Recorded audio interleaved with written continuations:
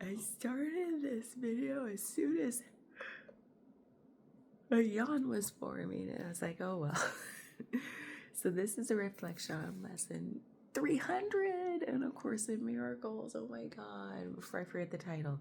Only an instant does this world endure. Only an instant does this world endure. Lesson 300. 300 days almost in a row. I've had to miss a couple days and then make up the lessons with a couple videos a day, a few times through this year. Oh my God. 300. Even when I was doing a daily poetry practice, I don't think I made it all the way to 300. So I'm pretty happy about that. There's 65 days left. One thing that this made clear was where I am at what point in the year. I now have 65 days left in the year. So, yeah, only an instant does this world endure. Also this cat, when I sit here in this shape, he likes to tuck right there. Yeah. Yes, you do. Oh, it looks like he has toes. That was weird. So, and the other cats over there. I love my morning time with them and my coffee. I just woke up. It's aqua aerobics morning. I'm gonna go again. I loved it so much. And then last night I went to Pilates for the first time in ages. I haven't taken a Pilates class in 2 years. It was amazing and hard. I'm gonna hurt so bad, but I told my husband the other day, I'm like, by the time I hit 50 in 2 years, less than 2 years, I want to be in the best shape of my life. It might be hard because I used to be in pretty good shape when I was running a lot. But I'm going to try. I'm really going to try. I thought I've made it to day 300. I can do hard things. So anyway, that's not what this video is about. Or is it? My face feels so poofy in the morning, like, oh, makes me not want to do the videos because I'll look back at these someday and be like, why was I so squishy? Because I wasn't in the best shape of my life. So anyway, only an instant does this world endure. I love this so much because it has had a profound impact in my younger years to finally realize that in one way that I realized it, and then I wish I'd realized it sooner. It would have relieved a lot of angst and suffering back then. And the way I think about this is, the lesson talks about how it's twofold. One, we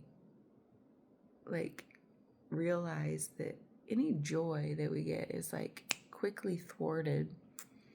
It doesn't last long because of the mind. It'll take it away as soon as we feel it, Hey, chompers. That's what I call Agador because he's always yawning really big and he brings his mouth back down and makes a chomping noise. So we call him chompers. So, and then on the flip side of that, it's but suffering is also gone in an instant.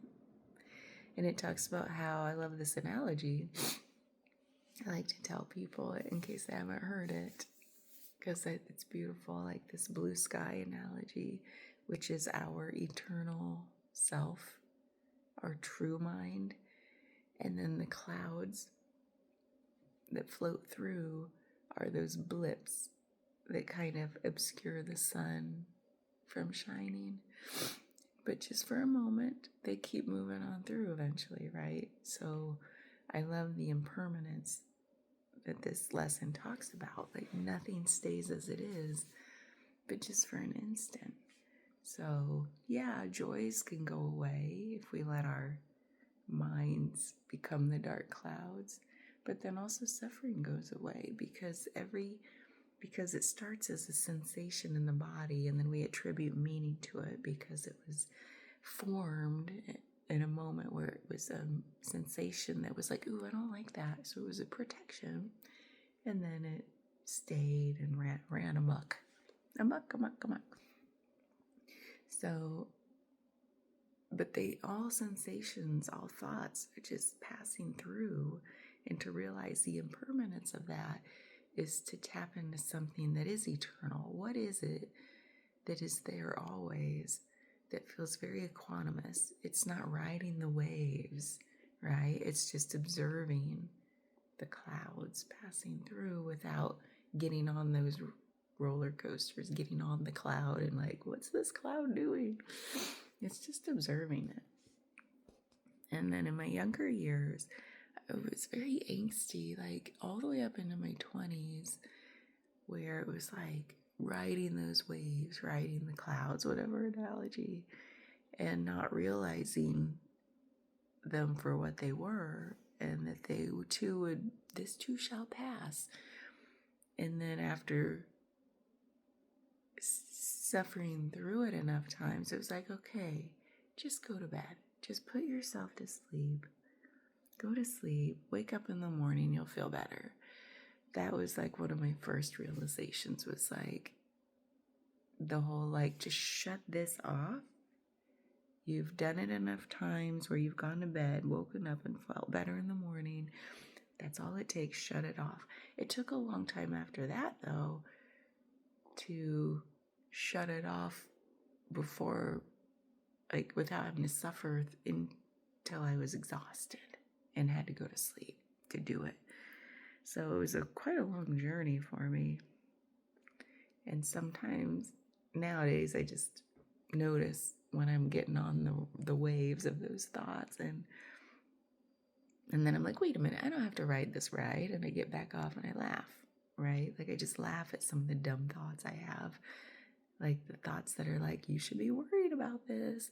You should be judging about this. You should be comparing about like, and I'm just like, I just laugh now, roll my eyes at myself and carry on. So it's still a journey. But look, I'm just thankful I don't get on the ride oftentimes now. But before, oh my God, it was so hard.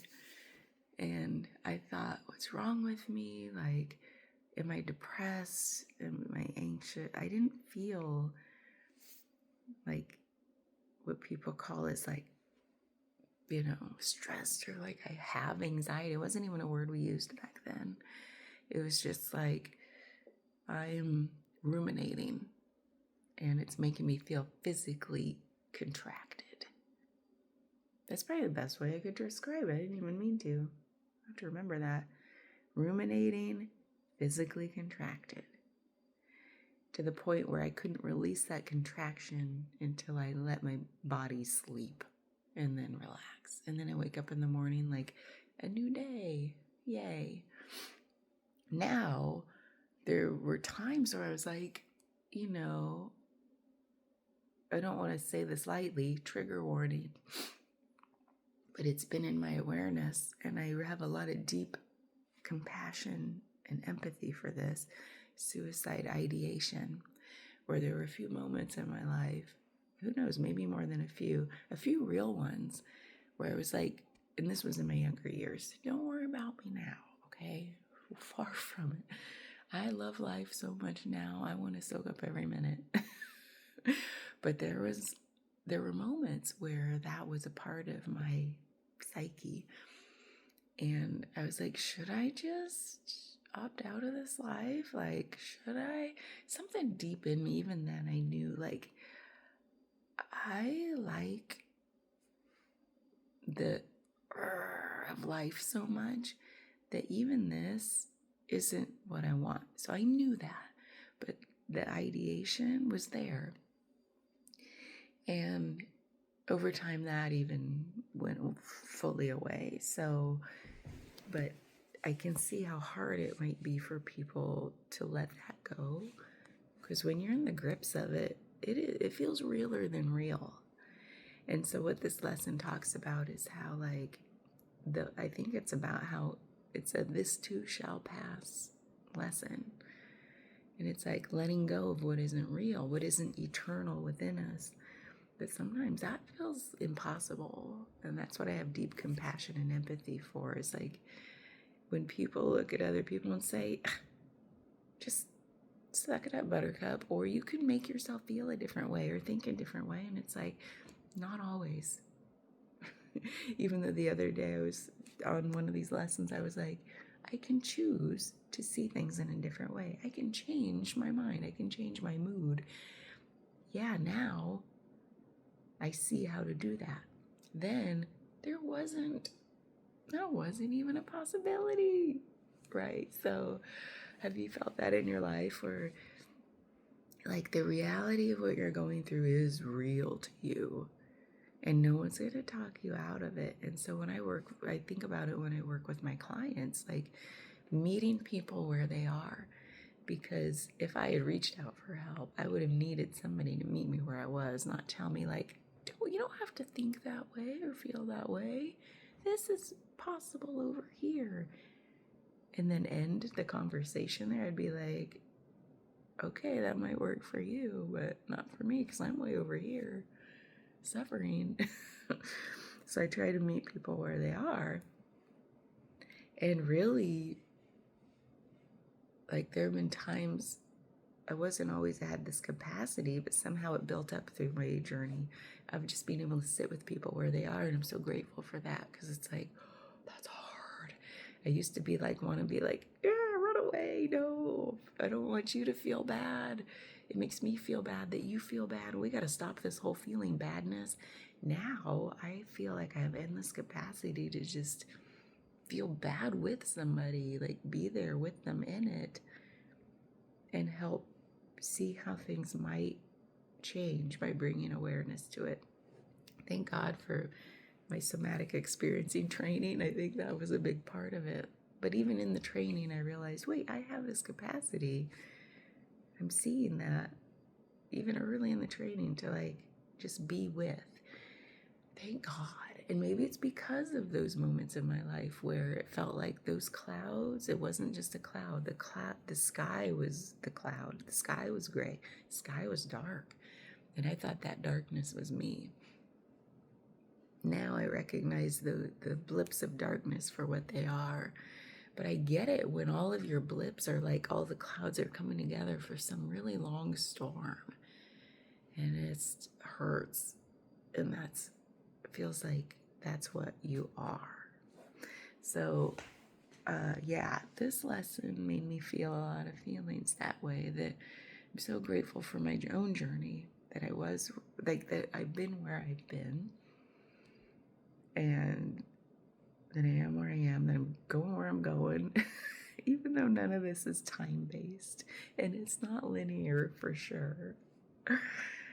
And that I just love that this too shall pass. Like, where does that phrase come from? I've got to chat GPT that one too. I also have to admit, I forgot immediately to go chat GPT. What is the Holy Spirit? Explain it to me like I'm a 5-year-old. I'm going to do that now too, because I got busy.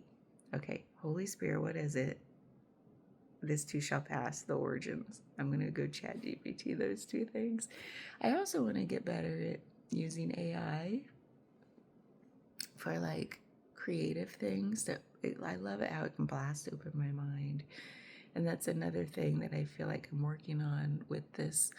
Everything is impermanent, and I feel like ideas are impermanent. Creative ideas are impermanent. I was talking about creativity yesterday in a reading that I've still got to post.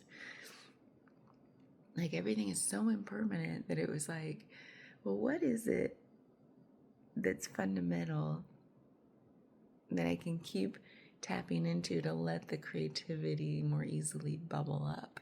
Like, what are some practices, even if I don't want to practice, what are some, what I mean? Is that making sense? Like, what field could I just, like, what soil can I cultivate in me or turn over in me where the creativity can just keep blooming from?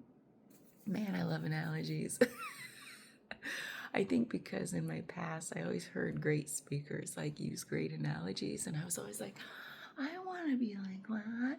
And I'm like, but I'm not creative or thinking enough. And so now I love trying on analogies for size just to like spark that. So maybe that's part of the soil thing. Like, so ChatGPT, I feel like that's why I talked about it, is like one of those sparks, one of those ways to turn over my soil is just to go there and be like, blah, blah, blah, blah, and then it comes up with things I wouldn't have thought of that then I can spitball off of. Spitball, what is that? Anyway, thanks for being here. Yeah, this too shall pass. Bye.